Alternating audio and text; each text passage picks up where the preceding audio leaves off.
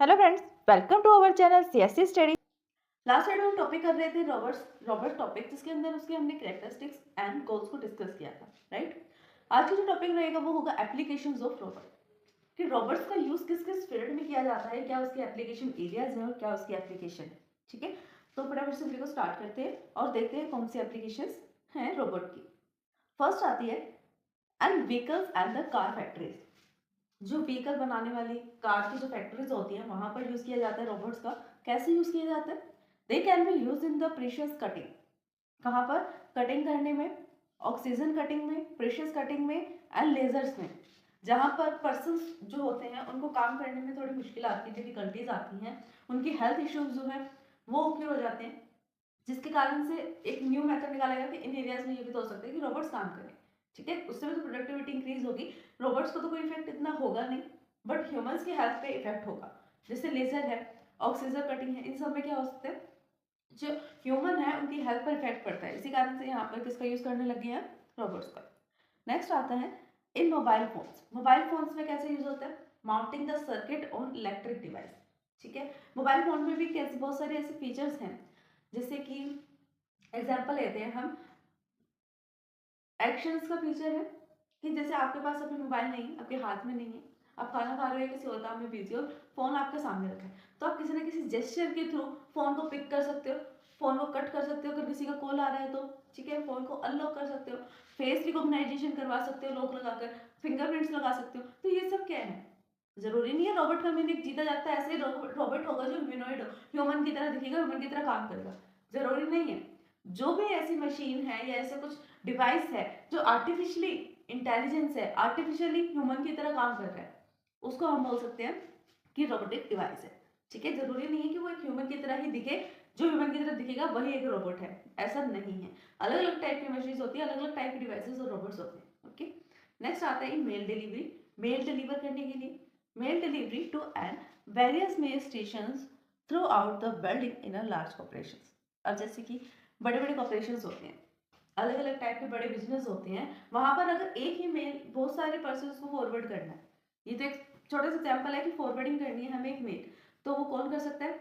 Robot भी कर सकता है। ठीक है, क्योंकि इतने सारे आईपी एड्रेसेस को याद रखना, आईपी एड्रेसेस नहीं तो कम से कम ईमेल आईडी को याद रखना डिफिकल्ट है। ठीक है, चाहे आप कितना भी डेटा स्ट्रक्चर्स करना बनाकर रख लो, कितने ही डेटा को कलेक्ट करके रख लो, बट बाई चांस हो ही जाती है। अगर नंबर ऑफ हमारे पास ईमेल्स ज़्यादा हैं तो उस टाइम पर हो सकता है कि ह्यूमन से मिस्टेक हो जाए, बट अगर उसके अंदर डेटा सही है, उस नोट्स में डेटा सही है, जहाँ पर हमने डेटा को कलेक्ट करके रखा है वो रजिस्टर में डेटा सही है, तो जो रोबोट होगा वो करेक्ट एड्रेस ही डालेगा और सबके पास वो मेल फॉरवर्ड हो जाए।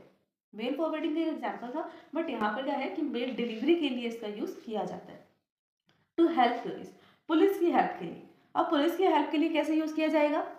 To assist the police and swat down in the dangerous situations. जिस सिचुएशंस में कुछ ऐसी सिचुएशन होती हैं पुलिस में या स्वैट्स में जो डेंजरस सिचुएशन है, तो उनको असिस्ट करने के लिए, उनकी हेल्प करने के लिए रोबोट को यूज किया जाता है। They can be sent to the sense a draw file, open the door. जैसे कोई फाइल ड्रॉ करनी है, कुछ किसी की पिक्चर बनानी है, नॉर्मली जैसे आर्टिस्ट होते हैं ना, पुलिस वगैरह के पास ही काम करते हैं मोस्टली, हमने देखा है। तो उसमें क्या होता है कि किसी के अगर हमें किसी भी चोर को, थीफ को कैच करना है, सपोज करो या क्रिमिनल को कैच करना है, तो उस टाइम पर आपके पास उसकी कोई पिक नहीं है, कोई कुछ नहीं है उसके बारे में डिटेल, तो जिस भी पर्सन ने उसको अगर देखा होगा ना थोड़ा सा भी, तो उससे मिलते जुलते वो उसके फेस फेस जो होता है ना, उसकी बॉडी स्ट्रक्चर को बताने का ट्राई करते हैं वो पर्सन। और जो आर्टिस्ट होता है, ड्राइंग आर्टिस्ट, वो उसका पिक, उसका पोर्ट्रेट बनाने का ट्राई करता है। Most of the time mix, मतलब मिलता जुलता ही बन जाता है, ऐसे नहीं कि नहीं, क्योंकि वो आर्टिस्ट जो होते हैं परफेक्ट होते हैं। उसी तरीके से इसने यहाँ कहा गया अगर कोई पिक्चर ड्रॉ करनी है, डोर को ओपन करना है, या फिर एनवायरमेंट को चेक करना है कि क्या व्यू पॉइंट है इस टाइम एनवायरमेंट का, तो इन सब काम में रोबोट जो है वो पुलिस को असिस्ट कर सकता है। नेक्स्ट पॉइंट आता है इन मैन्युफैक्चरिंग। मैन्युफैक्चरिंग में कैसे हेल्प होती है? To help make stuff faster and with more quality control.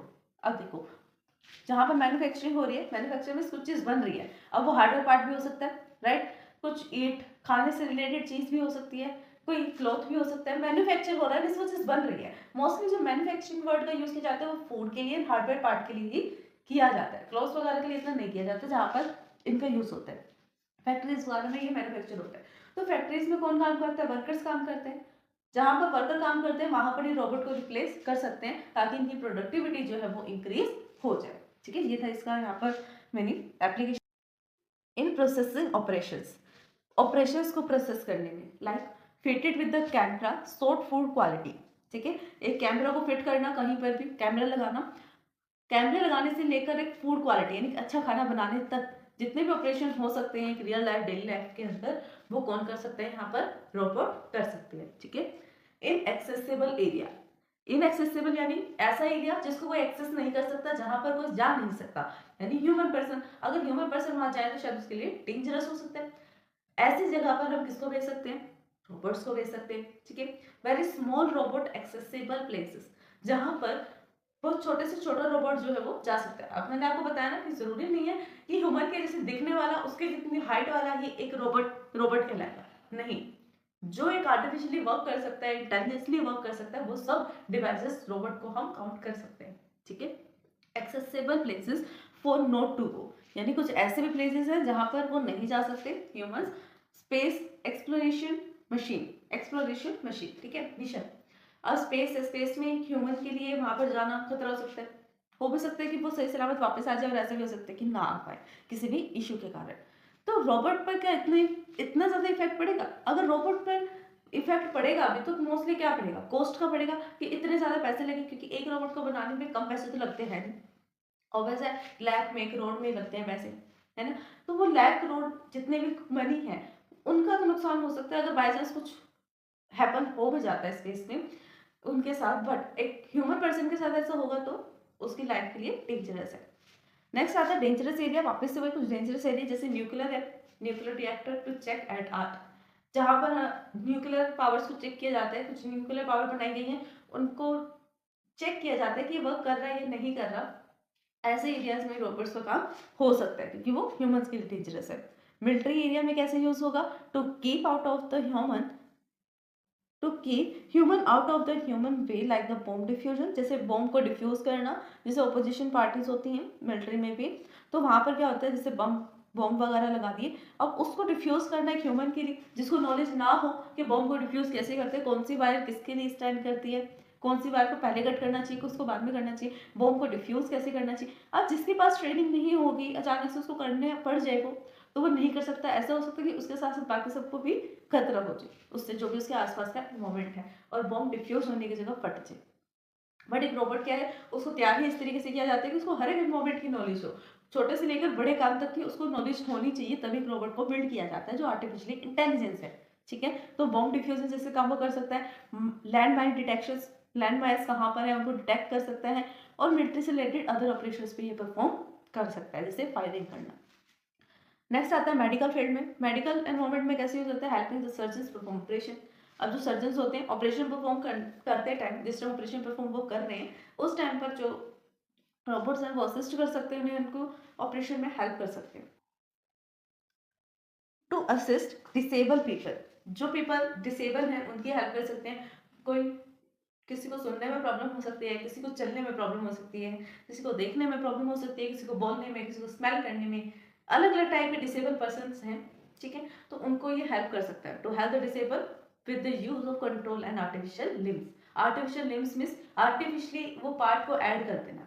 Suppose करो किसी पर्सन का एक्सीडेंट होगा और उसके जो हैंड है उसके पास नहीं रहे, बस हैंड जो कट कर दिया गया, तो आर्टिफिशियली वो हैंड लगा सकते हैं, जिससे किसी को ये फर्क ही ना पता लगे कि आर्टिफिशियल वाला हैंड कौन सा, नॉर्मल ओरिजिनल हैंड कौन सा है, ताकि वो अपने काम को कर सके। ऐसे लेग्स के साथ भी किया जाता है, और भी ऐसे पार्ट्स है जहाँ पे ये यूज की जा सकती है technology. To assist disable person ये हो गया। नेक्स्ट है to help the market their product, market में अपने प्रोडक्ट की हेल्प करना, जैसे होंडा रोबोट है, वैक्यूम रोबोट्स हैं, are use to market their product, यानी अपने प्रोडक्ट को बेचना। एक रोबोट है जो बाकी रोबोट्स की क्वालिटी फीचर्स बताकर मार्केटिंग कर रहा है, उन जो अदर रोबोट्स है उनको बेच रहा है। ठीक है, to find out what they are capable of doing, अपने अंदर ये चेक करना कि मैं किस काम के कैपेबल हूँ, ये एक रोबोट में हो सकता है। इन universities and the research organisations, ठीक है, कहाँ पर होता है, जैसे यूनिवर्सिटी और रिसर्च ऑर्गेनाइजेशंस में। यहाँ आता है इन टॉयज, टॉयज बनाने में, बच्चों के लिए टॉय बनाने में जो रोबोटिक हो, जैसे रोबोट कार होती है, रोबोट गेम होती है, उसी टाइप के टॉयज को बनाने में भी इसका यूज किया जाता है। ठीक है, तो सर से ये था हमारा आज का टॉपिक। आज हमने डिस्कस किया व्हाट आर द एप्लीकेशंस या application areas of the robot, कि कहाँ पे किस किस जगह पर कैसे यूज़ किया जा सकता है रोबोट्स का और कहाँ पर यूज़ होते हैं। आई होप कि आपको वीडियो समझ में आई होगी, each and every point clear होगा, वीडियो हेल्पफुल लगी होगी। अगर फिर भी इस वीडियो को समझने में आपको कोई भी डाउट आता है देन आप हमें कमेंट कर सकते हैं।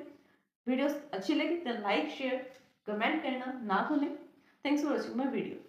अगर आप सीएससी में ऑल सब्जेक्ट्स में थ्योरेटिकली एंड प्रैक्टिकली परफेक्ट होना चाहते हैं तो हमारे चैनल सीएससी स्टडी को सब्सक्राइब करें, बेल आइकन को प्रेस करें ताकि सबसे पहले अपडेट आपको मिले। वीडियोस को लाइक शेयर सब्सक्राइब करना कमेंट करना ना भूलें।